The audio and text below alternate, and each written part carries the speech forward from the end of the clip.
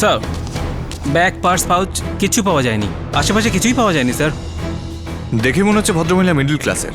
মুম্বাই আর নবী মুম্বাইয়ের সমস্ত থানায় চেক করো, কোনো মিসিং ডায়েরি আছে কিনা। স্যার,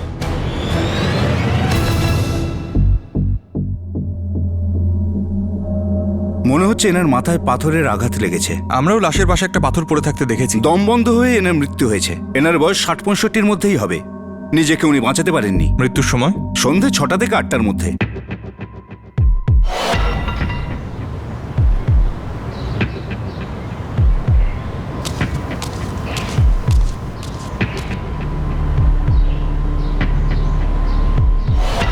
এনার বডি আমরা একটা আন্ডার কনস্ট্রাকশন বিল্ডিং এর পাশে পেয়েছি। বিল্ডিং এর কাজ 1 বছর ধরে বন্ধ, কোনো ওয়ার্কারও নেই। বেশ নির্জন জায়গা, তাই ঘাতকের কাছে খুব সুবিধাজনক হয়েছে। কিন্তু প্রশ্ন, ইনি ওখানে গেলেন কেন? এটাও হতে পারে যে এনাকে কেউ নিয়ে গিয়েছিল। বডি থেকে আমরা কিচ্ছু পাইনি, আংটি, গয়না, কোনো দামি জিনিসই পাইনি। আমরাও মার্ডার স্পটে কোনো ব্যাগ বা কিছুই পাইনি।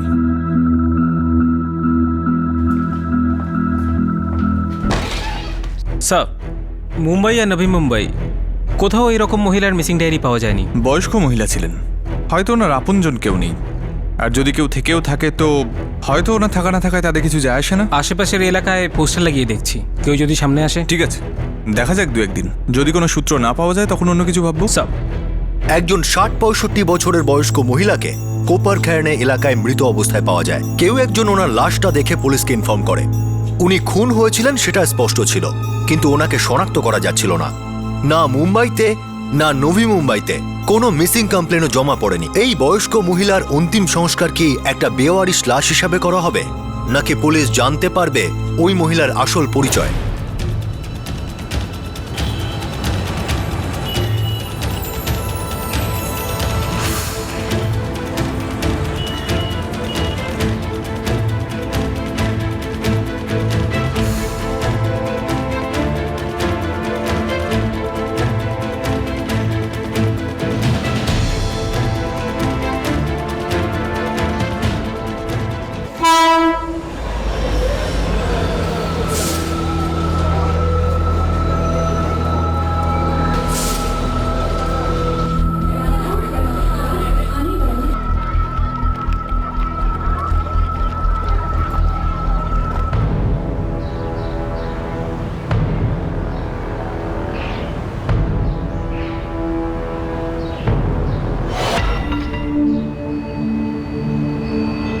Auto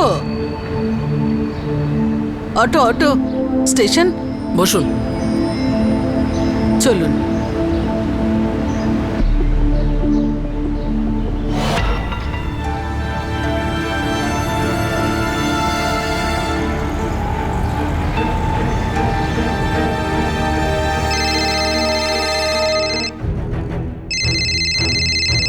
hello, Koparkhairane police station. Sir, আমি কুর্লা স্টেশনের সামনে বৃদ্ধ মহিলার পোস্টার দেখলাম। আপনি জানেন ওকে? স্যার, বেশি কিছু জানি না, কিন্তু এটা জানি যে উনি নেহেরু নগরে থাকতেন। ওখান থেকে 2-3 বার উনি আমার সঙ্গে শেয়ারিং রিক্সায় উঠেছেন। আপনার নাম? স্যার, মন্দার। থ্যাংক ইউ মন্দার।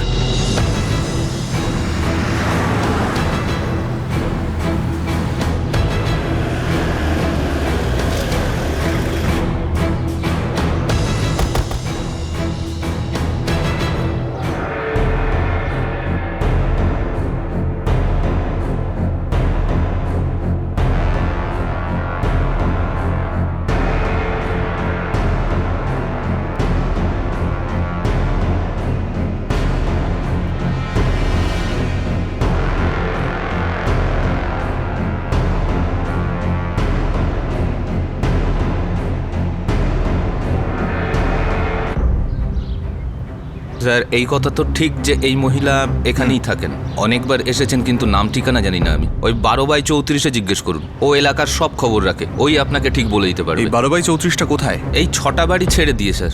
Okay sir. ইনি তো শান্তা মাসি, 3 দিন থেকে বাড়ি ফেরেনি। কিছু হয়েছে কি? ওনার বাড়িটা কোথায়? এই পাশের গলিতেই, 35/46। সাহেব, শান্তা মাসি 19 তারিখ সকালবেলা বেরিয়েছিলেন।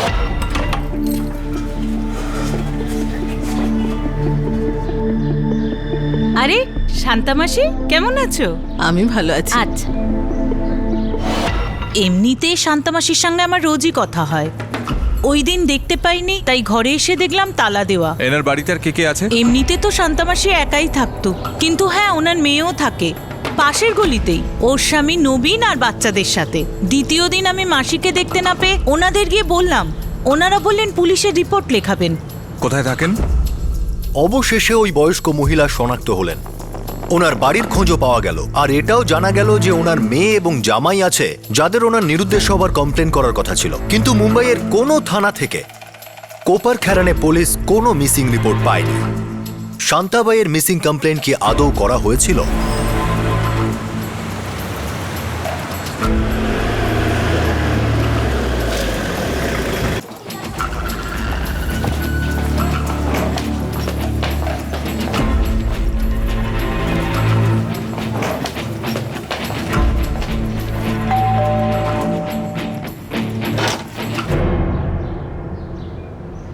দক্ষা, হ্যাঁ সাহেব, মায়ের কি হয়েছে? সেটাই তো জানতে এসেছি। আর যদি মায়ের কথা এতই ভাবেন তাহলে মিসিং কমপ্লেন করেননি কেন? করেছিলাম সাহেব, এখানে নেহেরুনগর পুলিশ স্টেশনে আমি আর আমার স্বামী দুজনেই গিয়েছিলাম। কিন্তু আমরা তো সমস্ত পুলিশ স্টেশনে ফটো পাঠিয়েছিলাম। আপনার স্বামী কোথায়? কাজে বেরিয়েছে সাহেব। ওনাকে বলবেন আজই কোপার খেরানে থানায় এসে দেখা করতে, আজই।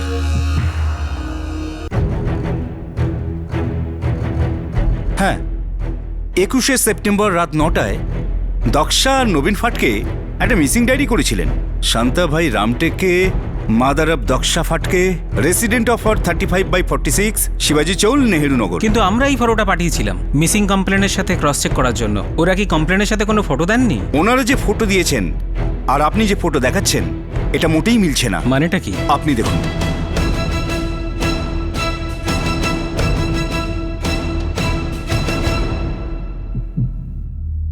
সাহেব, আমার কাছে মায়ের এই ছবিটাই ছিল। আপনার মা এতদিন ধরে নিখোঁজ ছিলেন, আপনি ওনাকে খোঁজার চেষ্টা করেননি? আসলে স্যার, শাশুড়ি মার কোনো লোকজন পছন্দ ছিল না, উনি একাকী থাকতেই ভালোবাসতেন।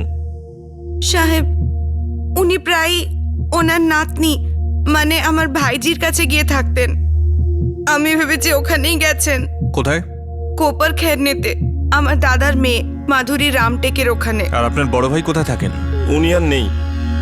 10 বছর আগে ও আর বৌদি রোড অ্যাক্সিডেন্টে মারা গেছে স্যার।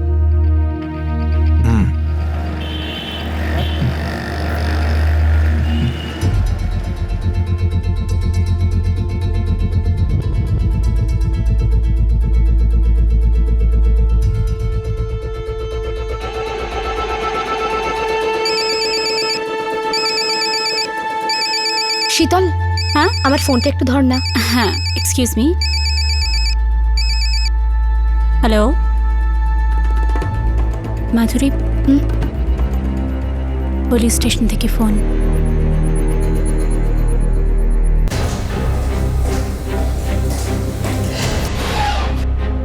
কি হয়েছে ঠাকুমার? কেউ ওনাকে খুন করেছে। কি? কে করেছে? কিভাবে হলো এইসব? 20 তারিখ সন্ধ্যেবেলা তোমার ঠাকুমা খুন হয়েছেন। আমরা ওনার বডি কোপার খেরানের একটা আন্ডার কনস্ট্রাকশন বিল্ডিং এর পাশে পেয়েছি। কোপার খেন? কিন্তু 20 তারিখ রাতে তো ঠাকুমা পৌঁছে গেছিল করলাতে। তুমি কি করে জানলে? স্যার, আমাকে আয়শা বলেছিল। আয়শাকে? স্যার, আমার ফ্রেন্ড, ও আমার সাথেই থাকে।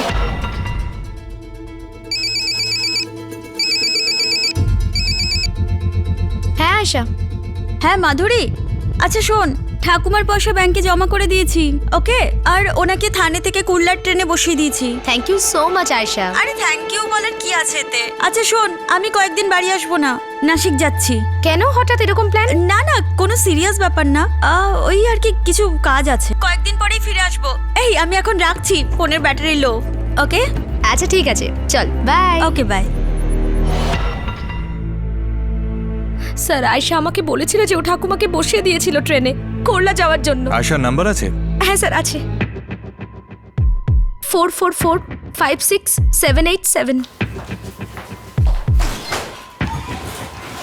এই টাকা পয়সার ব্যাপারটা কি? স্যার, ওই দিন ঠাকুমা এসেছিল আমার কাছে কোপার খেরনেতে, এই তখন ধরুন 10টা হবে হয়তো।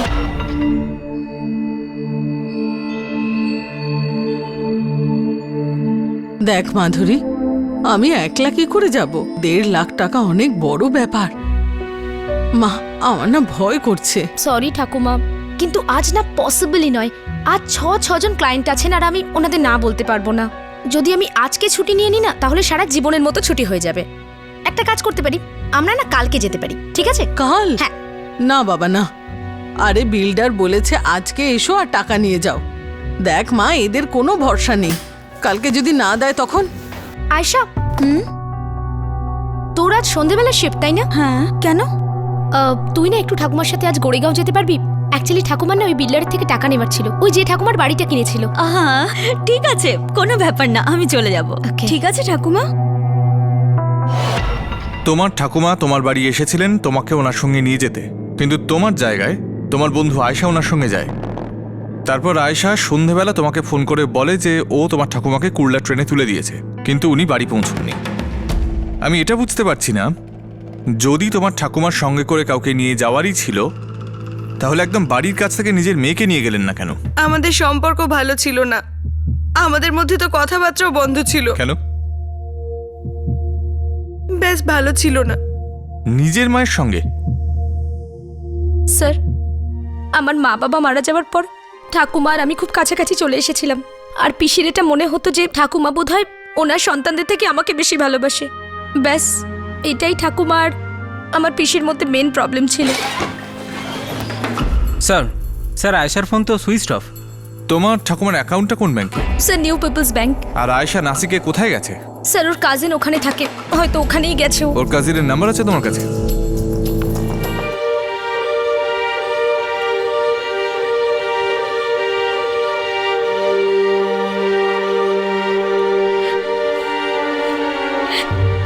ঠাকুমা,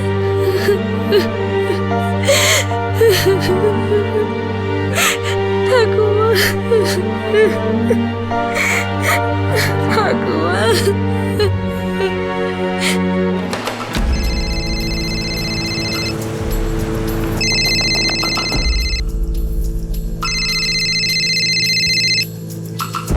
হ্যালো।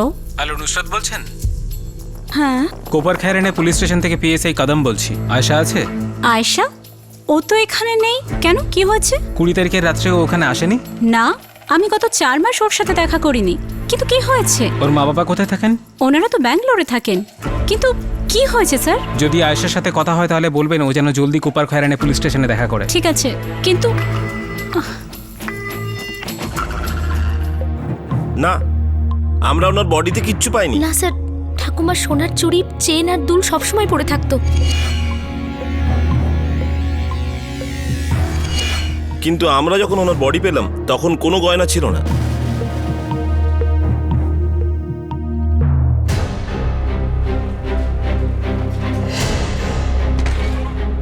স্যার আয়েশার কোনো সন্ধান পাওয়া যাচ্ছে না। ওর মোবাইল 20 তারিখের রাত্রি থেকেই বন্ধ আছে। লাস্ট কল মাধুরীকেই করেছিল, কিন্তু নাসিক তো ও যায়নি। ওর পেরেন্টস তো বেঙ্গালুরুতে থাকে। হ্যাঁ স্যার, আয়েশার ডিভোর্স হয়েছিল। ওর বিয়ে ওর মা বাবার অনুমতি ছাড়াই হয়েছিল, আর সেই জন্যই ওর সঙ্গে ওর মা বাবার সম্পর্ক ছেড়ে দেন। 5 বছর আগে ও মুম্বাইতে আসে আর বিপিওতে কাজ করতে শুরু করে। সেখানেই ওদের বন্ধুত্ব হয়, আর তারপরে ওরা কোপার খায়রানেতে ফ্ল্যাট নিয়ে থাকতে শুরু করে দেয়। আর স্যার আয়েশার মা বাবাও জানে না ও কোথায় আছে। ও উধাও কোথায় হয়ে গেল? স্যার শান্তা দেবীর অ্যাকাউন্টে কোনো টাকাই নেই, আর মাধুরীর বক্তব্য হলো ঠাকুমা সবসময় জুয়েলারি পরে থাকতেন, কিন্তু আমরা শরীরে তো কোনো গয়নাই পাইনি। এর মধ্যে কিছু একটা গন্ডগোল আছে। হতে পারে এই সমস্ত কিছু আয়েশাই করেছে। ওই শান্তাবাইকে মেরেছে আর টাকা পয়সা গয়নাগাটি নিয়ে পালিয়ে গেছে। আবার এটাও হতে পারে যে শান্তাবাইয়ের বাড়ির লোকজনই এই সমস্ত কিছু ঘটিয়েছে, আর আয়েশাকেও গায়েব করেছে যাতে তাকে কেউ সন্দেহ না করে। একটা কাজ করো, দক্ষা, মাধুরী আর নবীন, এই 3 জনের কল রেকর্ডস বার করো। ঠিক আছে স্যার।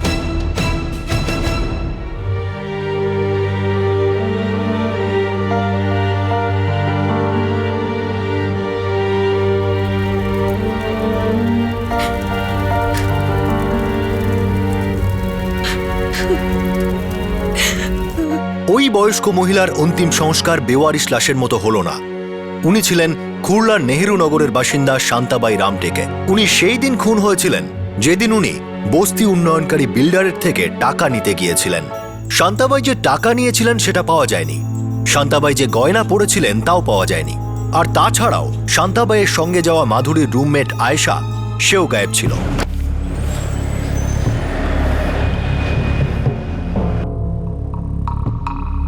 হ্যাঁ, শান্তা ভাই এখানে 20শে সেপ্টেম্বর এসেছিলেন। এই মেয়েটাও কি এসেছিল ওনার সঙ্গে?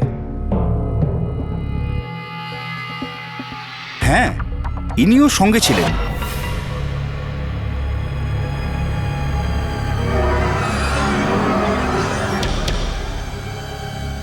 গুনে নিন। মা গুনে নে।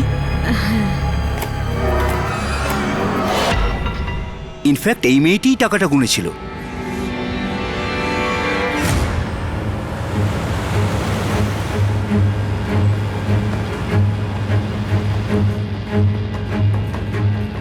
স্যার আয়েশা 21 সেপ্টেম্বর থেকে কাজে আসছে না। কেউ আছে কি যে ওর সম্পর্কে কিছু বলতে পারবে?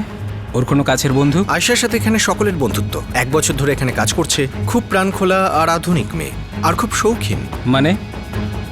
এই যেমন ড্রিঙ্কিং আর স্মোকিং করা, প্রচুর খরচাও করত। কয়েকদিন ধরে রিপোর্ট দিচ্ছিল না, তাই জিজ্ঞাসা করেছিলাম, কিন্তু ওর ব্যাপারে কেউই কিছু বলতে পারেনি। আপনি এখন যে নম্বরে ফোন করেছেন সেটি এখন বন্ধ আছে। আপনি এখন যে নম্বরে ফোন করেছেন সেটি এখন বন্ধ আছে।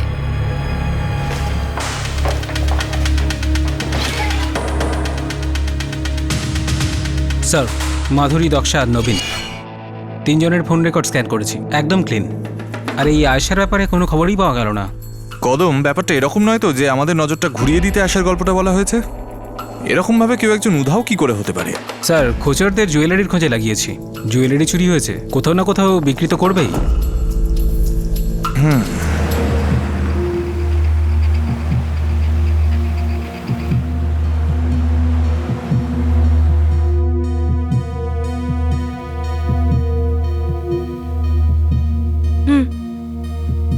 আমার মনে হয় পুলিশের সন্দেহ আমাদের ওপর।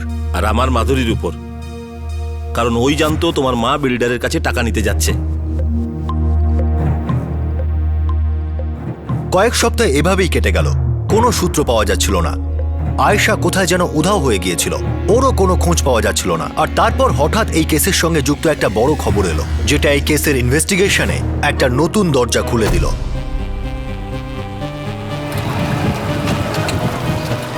স্যার, বেলাপুরে একটা জুয়েলারি দোকান আছে। তারপর বল। স্যার, 22 তারিখে ওই দোকানে কিছু গয়না বিক্রি হয়েছিল, সব সোনার জিনিস, কানের দুল, হার, হাতের চুড়ি। স্যার, বলে কি একবার চেক করে নিন, হতে পারে সেই মহিলা যার কথা আপনি আমাকে বলেছিলেন। দোকানের নাম? এগুলো কে এনেছে? স্যার, একটা মেয়ে আর একটা ছেলে ছিল। নাম তো আপনি জানতে চাননি? না স্যার, নাম তো জিজ্ঞেস করিনি। এদের মধ্যে কেউ ছিল? এটা তো বলতে পারবো না স্যার। মেয়েটা বোরখা পরা ছিল। আমার কাছে সিসিটিভির ফুটেজ আছে। দেখান। হ্যাঁ স্যার, এগুলো আমার ঠাকুরবাড়ি জুয়েলারি। তোমার ঠাকুমার মৃত্যুর 2 দিন পর 22শে সেপ্টেম্বর বেচা হয়েছে। না স্যার, আমার মনে হয় না আয়েশা এরকম করেছে। স্যার, 1 বছরেরও বেশি হয়ে গেছে, আর আমরা খুব ভালো বন্ধু, আর ও ঠাকুমার সাথে খুব অ্যাটাচ ছিল।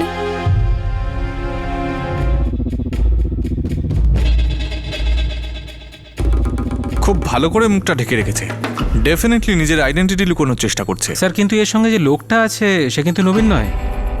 কিন্তু এই মহিলা কে হতে পারে? আয়েশা, দক্ষা না মাধুরী? ও যেই হোক সেটাই ছেলেটাই বলতে পারবে। এই ছেলেটাকে খোঁজো। হতে পারে এর মধ্যে আয়েশা, দক্ষা কিংবা মাধুরী ইনভলভড, কিন্তু আমাদের কাছে এখন কোনো প্রমাণ নেই। স্যার,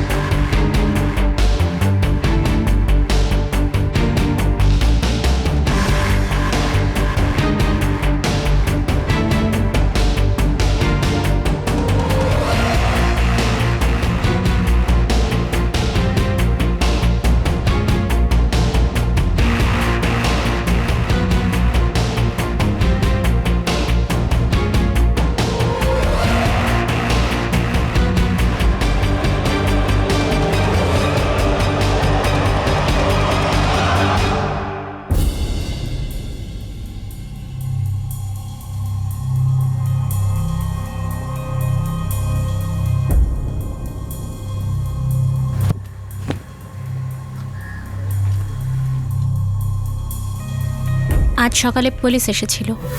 কি জিজ্ঞেস করছিল? তোর ব্যাপারে জিজ্ঞেস করছিল, আর জিজ্ঞেস করছিল তোর কোনো বয়ফ্রেন্ড আছে না। না, আর হ্যাঁ, একজন ছেলের ফটোও দেখিয়েছে।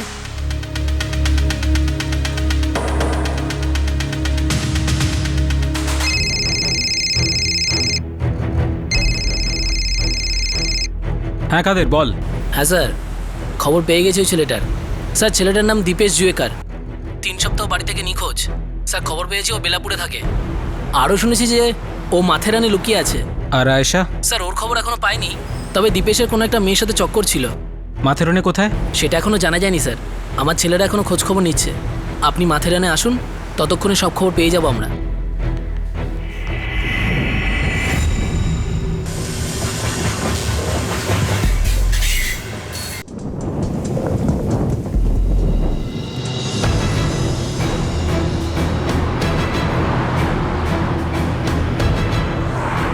স্যার, হংসরাজ কটেজে লুকিয়ে বসে আছে। কতদিন লুকোবে?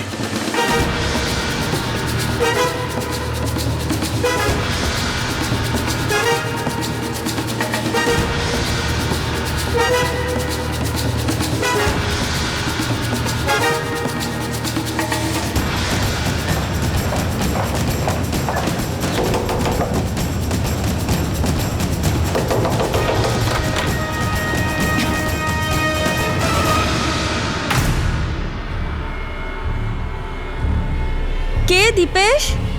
তুই বল, ওটা কে? Welcome to Beaton world. How may assist you? নতুন ফ্ল্যাটের জন্য একটা স্ট্যান্ড ফ্যান আর কুলার নেব। এই পচা গরম থেকে একটু স্বস্তি চাই। বাজার চলতে সব ব্র্যান্ড তো আর ভরসাযোগ্য নয়। তার জন্য তো আমাদের ফ্যান আছে, all purpose bullet table fan, ceiling fan. আমাদের সিলিং ফ্যান কিন্তু 30 মাসের ওয়ারেন্টি সহ পাওয়া যায়। আছে ফারাটা 2 বছরের ওয়ারেন্টি, 17 থেকে 20 মিটার এয়ার ফ্লো, মধ্যবিত্তের সাধ্যের মধ্যে একমাত্র ভরসাযোগ্য ব্র্যান্ড বিটন। আমাদের কুলারের কিন্তু অনেক range, 45 litres, 50 litres, 70 litres, 90 litres, 110 litres. Honeycomb সহযোগে বিটনের সব কুলারের ওয়ারেন্টি 1 বছর। চেনা হাওয়ায় অচেনা অনুভূতির জন্য একমাত্র আদর্শ বিটন। গরমে স্বস্তি পেতে বিটনের ফ্যান হোক বা কুলার, আজই আনুন বাড়িতে। Vuitton, digitally yours.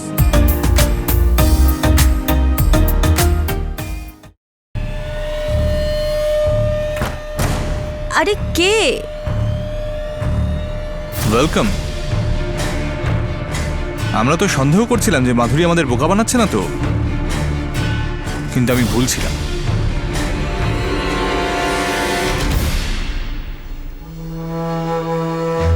স্যার এই মার্ডারের সঙ্গে আমার কোনো সম্পর্ক নেই। আমি শুধু আয়েশাকে গয়না বেচার জন্য সাহায্য করেছিলাম। আচ্ছা, আর তুই এটাও জানতে চাসনি এই জুয়েলারি এলো কোত্থেকে? স্যার আমি জিজ্ঞেস করেছিলাম, আর তখনই আমি এই সব কিছু জানতে পারলাম।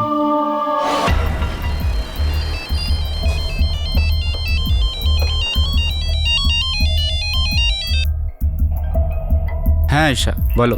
দীপেশ, দেখা করব আর্জেন্টলি। কেন, কি হয়েছে? তুমি ভাসি স্টেশনের কাছে আসো, তারপর সব বলছি। ঠিক আছে, যাচ্ছি।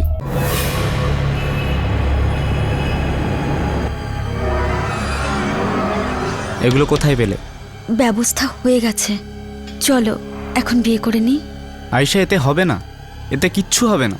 আর আমাদের সেরকমই অবস্থা হবে যেমন তোমার প্রথম বিয়ের পর হয়েছিল। দীপেশ, আমার কাছে আরো আছে, তুমি ধরো। দেখো কত টাকা, আমরা একটা নতুন জীবন শুরু করতে পারি। অনেক দূর, অনেক অনেক দূর চলে যাব। আমার বাবা মার থেকে টাকা পয়সা চাওয়ার কথা ভাবতেও পারি না। আমরা একটা নতুন জীবন শুরু করতে পারি দীপেশ। কিন্তু এগুলো তুমি পেলে কোথা থেকে?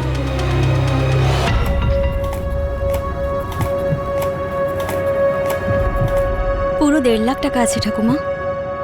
মাসিমা, আমাকে মাত্র 2 মাস সময় দিন, আমি নতুন কলোনিতে অ্যালটমেন্ট করিয়ে দেবো। একদম দারুণ ঘর। অনেক ধন্যবাদ আপনাকে। খুব ভালো হয়েছে আয়েশা, তুই আমার সঙ্গে যে এসেছিস, না হলে কি যে হতো। আরে ঠাকুমা, এসব কি বলছো? মাধুরী আসেনি, আমি এসেছি, তাই না? একই তো ব্যাপার। তুই সত্যি খুব ভালো মেয়ে। শোন না, আমার আরেকটা কাজ করে দিবি? আমাকে না ব্যাংকে যেতে হবে, এই টাকাটা জমা করতে হবে তো। তুমি এই টাকা ব্যাংকে রাখবে? আরে তবে না তো কি, আরে এতগুলো টাকা আমি আমার ঘরে রেখে দেবো নাকি? যদি কেউ চুরি করে নেয় তখন আমি কি করব? আরে মাধুরীর বিয়ের জন্য আমার এইগুলো জমা করতেই হবে। ঠাকুমা, আচ্ছা ব্যাংকে টাকা রেখে তোমার কি হবে? দেখো দেখো, আমার কাছে একটা আইডিয়া আছে। তুমি একা থাকো, আবার মাধুরীও। তোমরা দুজন একটা ফ্ল্যাট কিনে নাও না, আর ওখানেই থাকো একসাথে, আমাদের ওখানে। আয়েশা, আমি এতটা বোকাও নই। আরে 1.5 লাখ টাকায় মুম্বাইতে কেউ ফ্ল্যাট পায় নাকি? ঠাকুমা, পাবে পাবে। কিন্তু হ্যাঁ অনেকটা দূরে পাবে। একটা ফ্ল্যাট আমি মাধুরীকেও দেখিয়েছিলাম, ওর ভালোও লেগেছিল। সত্যি বলছি ঠাকুমা, তুমি একবার দেখে নাও, তোমার খুব ভালো লাগবে। ঠিক আছে মা, পরে একদিন দেখবো। পরে না, আজকেই দেখে নাও। দেখো, শুভ কাজে কিন্তু দেরি করতে নেই। টাকা তোমার হাতে আছে, তাহলে ফ্ল্যাটটা কিনে নাও। আজকে তুমি আমাদের সাথে থেকে যাও, কালকে আমি তোমাকে কুইলার ট্রেনে উঠিয়ে দেবো। তা তুমি ওই বুড়িকে শেষ করে ফেললে, নিজের বন্ধুর ঠাকুমাকে মেরে ফেললে। ইমোশনাল হয়েও না উদ্ধ, এটা ভাবো যে যে জীবনের স্বপ্ন আমরা দেখেছিলাম ওটা আমরা এখন শুরু করতে পারি। ঠাকুমা তো আমাকে আর মাধুরীকে একই ভাবতো। মাধুরীর না হোক, আমার জীবন তো শুরু হতে পারে, বলো? ঠিক আছে, আমি গয়নাগুলো বেচার চেষ্টা করছি। স্যার সত্যি বলছি, আমার এই মার্ডারে কোনো হাত নেই। আমি শুধু আয়েশার গয়না বেচার জন্য সাহায্য করেছিলাম। আচ্ছা, তুই সবকিছু জানার পরেও ওকে সাহায্য করছিলি, ওর সঙ্গে একটা নতুন জীবন শুরু করতে যাচ্ছিলি। আর তুমি, ওই ভদ্রমহিলা তোমাকে বিশ্বাস করেছিলেন, তোমার বন্ধু মাধুরীও তোমাকে বিশ্বাস করেছিল। বিশ্বাস তো আমিও কাউকে করেছিলাম, বিয়েও করেছিলাম, কিন্তু ওর শুধু আমার বাবা মার পয়সার উপরেই লোভ ছিল। রোজ মারতো আমাকে, ঘর থেকে বেরও করে দিয়েছিল যখন আমার মা বাবার কাছ থেকে পয়সা পেত না। আমার মা বাবাও আমার সাথে সম্পর্ক রাখেনি, এই জন্য যে আমি ওদের মতের বিরুদ্ধে গিয়ে বিয়ে করেছিলাম। আপনিই বলুন, ওই বিশ্বাসের কি হলো যা আমি ওদের ওপর করেছিলাম? কিন্তু তোমার সঙ্গে যাই হয়ে থাক, তাতে ওই বয়স্ক মহিলার কি দোষ ছিল? তোমার বন্ধু মাধুরীর দোষটা কি ছিল?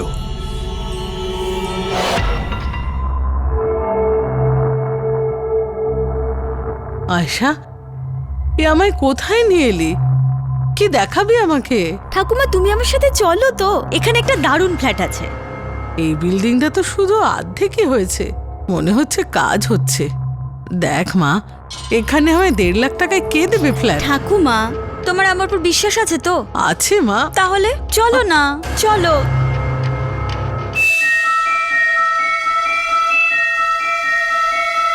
আয়েশা, এসব কি ঠাট্টা করছিস আমার সঙ্গে? কোথায় নিয়ে এলি আমাকে? সরি ঠাকুমা, আমি মজা করছি না। কি? ঠাকুমা, এই যে তোমার কাছে টাকা রয়েছে, ওতে আমার জীবন তৈরি হয়ে যাবে। এসব কি কথা বলছিস তুই? এই টাকা আমার চাই ঠাকুমা। না, এই টাকা আমি দেব না। এসব ঠাট্টা তামাশা বন্ধ কর। আমি একেবারে সিরিয়াস ঠাকুমা।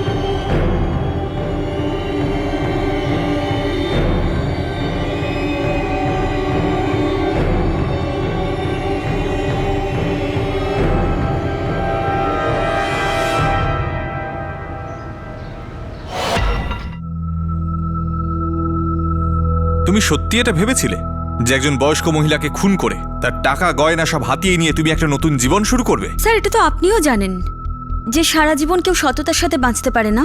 অসৎ পথ অবলম্বন করে কখনোই জীবনকে সুন্দর করে তোলা যায় না। কেউ তোমাকে এটা শেখায়নি?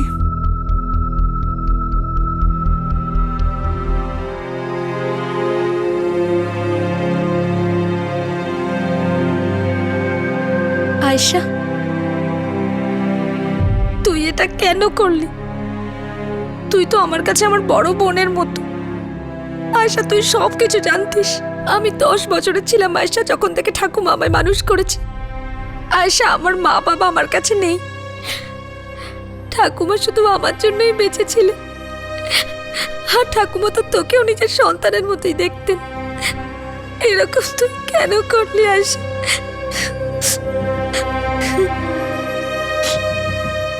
প্লিজ প্লিজ আমায় ক্ষমা করে দে। আমি রিয়েলি সরি। আমি বুঝতেই পারিনি যে আমি কি করব। আমি শুধু একটা নতুন জীবন চেয়েছিলাম, সবার কাছে ধার করতে করতে আমার মা বাবার কাছে পর্যন্ত, যারা যারা আমার সমস্যাটা বুঝতেই চায়নি। আমি শুধু একটা বেটার লাইফ চেয়েছিলাম রে, বেশি কিছু তো চাইনি বল। ওটারই কোনো রাস্তা পাচ্ছিলাম না খুঁজে। আয়েশার বিরুদ্ধে আইপিসির 302 ধারা অনুযায়ী চার্জ আনা হয়েছে, আর আয়েশার বয়ফ্রেন্ডের বিরুদ্ধে আইপিসির 204 ধারা অনুযায়ী প্রমাণ লোপাটের অভিযোগ আছে। সে এখন জামিন পেয়েছে। মাধুরী তো প্রায় ভেঙে পড়েছিল। ঠাকুমাই ওর কাছে সবকিছু ছিল। ও তো সেই দিনের জন্য অপেক্ষা করছিল যেদিন ও এত টাকা রোজগার করবে যে নিজের ঠাকুমাকে ভালো রাখতে পারবে। আয়েশার বাবা মা ওকে তাদের ইচ্ছার বিরুদ্ধে এমন একজনকে বিয়ে করার জন্য কোনোদিনও ক্ষমা করেননি, যে লোকটা আয়েশাকে অনেক কষ্ট আর যন্ত্রণা দিয়েছিল। অবশেষে আয়েশাকে তাকেও ছাড়তে হলো। ও চাকরি পেয়েছিল, কিন্তু যে ধরনের ভালো জীবন ও কাটাতে চাইতো তার জন্য ওর রোজগার সবসময় কম ছিল। ওর একটা ছেলের সঙ্গে প্রেম হয়, কিন্তু সেও ওর এই চিন্তাটাকেই পোক্ত করেছিল যে একটা ভালো জীবন পেতে গেলে অনেক কিছু দরকার হয়। কয়েকদিন আগে 2012 ডিসেম্বরের শেষে চেন্নাইতে একজন অটোরিকশা ড্রাইভার আর তার দুজন বন্ধু মিলে একজন বয়স্ক মহিলাকে মেরে তার গয়না লুট করেছিল। এই তিনজনেরই নিজের স্বপ্ন, নিজের ইচ্ছা পূরণের জন্য অনেক টাকার দরকার ছিল। আজকাল প্রায়ই কেউ না কেউ খুন হয় যেখানে অভিযুক্ত একটা ভালো জীবনের আকাঙ্ক্ষায় কাউকে খুন করে তাকে লুট করে পূরণ করতে চায়। কত বিপজ্জনক আর আশ্চর্যের বিষয় যে কিছু লোক এভাবে ভাবে যে তারা নিজেদের জীবন তৈরি করতে পারে অন্য একজনের জীবন শেষ করে দিয়ে তাকে লুট করে। এমন কি ব্যাপার যা মানুষকে এইসব করতে বাধ্য করে? মানছি যে সমস্ত জীবন সত্যি আর সততার ভিত্তিতে দাঁড়িয়ে নেই, কিন্তু এটাও তো একটা অনেক বড় সত্য যে কোনো জীবনই জোচ্চুরি, বেইমানি আর অপরাধের সাহায্যে বিকশিত হতে পারে না। আপনাদের সাথে আবার দেখা হবে ক্রাইম পেট্রোল 10 থেকে আরও একটা নতুন কেস নিয়ে। ততক্ষণ নিজের খেয়াল রাখবেন, সুরক্ষিত থাকবেন, আর মনে রাখবেন যে আপনি অন্য কারো জীবন শেষ করে কখনোই নিজের জন্য খুশি আর ভালো জীবন কিনতে পারবেন না। জয় হিন্দ।